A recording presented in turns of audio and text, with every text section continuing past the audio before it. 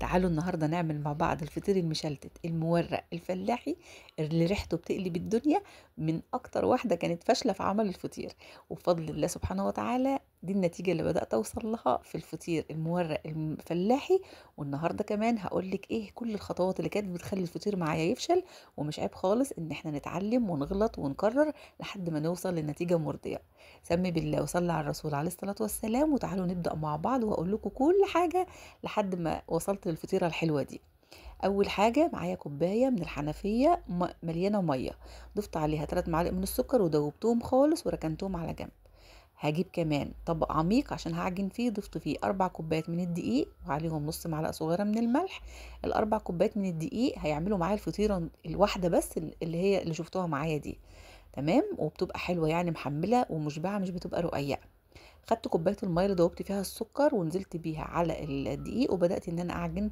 طبعا هحتاج سوائل تاني، بس انا مبدئيا دوبت السكر في كوبايه ميه. احتاجت كمان بالظبط نص كوبايه من الميه من الحنفيه، نص كوبايه كمان. يبقى ال4 كوبايات من الدقيق خدوا معايا كوبايه ونص ميه من الحنفيه. مهم جدا انك تعجني العجينه على قد ما تقدري لحد ما تخلي العجينه ناعمه ومطاطيه بالشكل ده. كل ما تشديها بتفرد معاكي مش بتتقطع. معنى كده ان الدقيق خرج العرق بتاعه وده المطلوب. ومهم جدا كمان نوعية الدقيق اللي هتستخدميها لعمل الفطير. انا بستخدم دقيق جميع الاستخدامات، الحمد لله رب العالمين نتيجته ممتازة. بعد ما عجنت العجينة بطنتها، بطنت البولة بمعلقة زيت، وبرضو بطنت العجينة من على الوش بمعلقة زيت عشان ما تنشفش بسرعة وتعمل قشرة، وغطيتها بنايلون. والخطوة التانية المهمة جدا ان احنا لازم نسيبها ترتاح من ربع ساعة لنص ساعة علشان يبقى سهل معايا وانا بفرده. طبعا دهنت على الرخامة زيت علشان العجينة وانا بفردها ما تلزقش في الرخامة.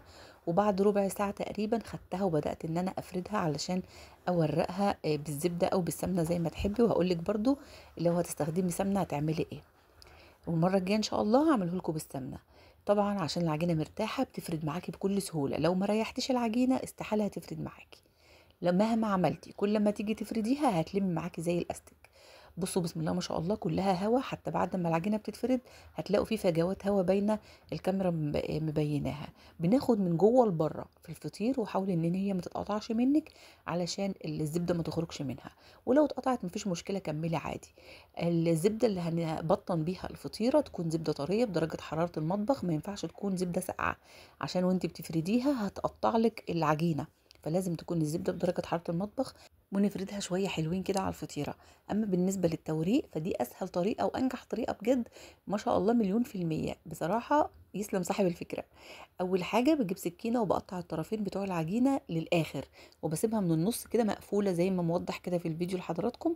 وباخد الطرفين بتنيهم على بعض وبقلبهم على وشهم كده على المرحله اللي بعدها، وباخد بعدهم الطرفين التانيين، وهكذا لحد ما اخلص كل الطبقات بتاعه الفطيره. وطبعا كل ما كترتي في التقطيع بتاع الفطير كل ما طلع معاكي ورق توريق اكتر وطلع معاكي طبقات اكتر.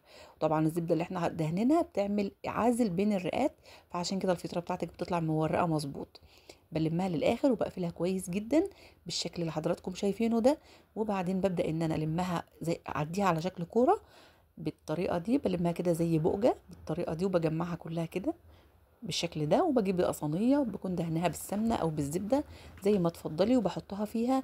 ومن الخطوات المهمه جدا جدا ان احنا لازم نريح العجينه برضو تاني بعد كل خطوه. يعني احنا في الاول ريحناها، ودلوقتي برضو بعد ما ورقناها بالزبده بنريحها من ربع ساعه لنص ساعه علشان تفرد معانا سهل جدا في الصينيه.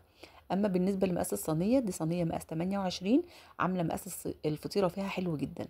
لو ما عندكيش المقاس ده وعندك صينيه اكبر حطي فيها برضو الفطيره، ومش لازم توصليها للحافه بتاعه الصينيه، ممكن تعمليها اصغر شويه في نفس الصينيه بحيث ان هي تطلع معاكي سمكها متوسط وما ترققوش قوي الاطراف. وانت بتفردوا خدوا من النص لبره، خدي من النص لبره تطلع معاكي جميله ومظبوطه. وسمكها في الصينيه دي طلع حلو قوي. هسيبها برضو ترتاح كمان من ربع ساعه لنص ساعه قبل ما ادخلها الفرن. على ما اشغل الفرن بتاعي على اعلى درجه عندك 220 250، شوفي الفرن بتاعك اعلى حاجه فيه ايه وعليه على اخره. وبحطها في الصينيه على يعني الرف اللي فوق الصاجة على طول، الرف اللي فوق قاعدة الفرن بتبدأ ان هي على طول بعد 10 دقايق تبص تلاقي هي ما شاء الله عشان مرتاحة قبت واخدت اللون الحلو من تحت، وتفتح عليها الشواية من فوق. او درجة شواية هتاخد اللون الحلو ده. ونصيحة ما تطولوش خالص على الفطير في الفرن، بالكتير 20 دقيقة. بصوا بسم الله ما شاء الله، هنا كمان عايزة اوريكم الطبقات رقيقة ازاي وشفافة، بس كانت سخنة جدا مش قادرة امسكها. وعايزة اقول لكم ريحتها جميلة وما شاء الله بتتقطم ودايبة، يعني دي انجح طريقة بجد انا قلت لكم عليها لعمل الفطير. بجد انا فشلت في طرق كتير، بس ما شاء الله الحمد لله وبفضل الله وصلت لانجح طريقة. واتمنى ان انتوا تجربوها بطريقتي وتجتنبوا كل الاخطاء اللي قلت لكم عليها علشان تطلع معاكم باذن الله ناجحه من اول مره. اتمنى يكون الفيديو عجبكم، وما تنسوش تعملوا لايك وشير للوصفه، واشوفكم ان شاء الله في فيديوهات تانية في حفظ الله ورعايته.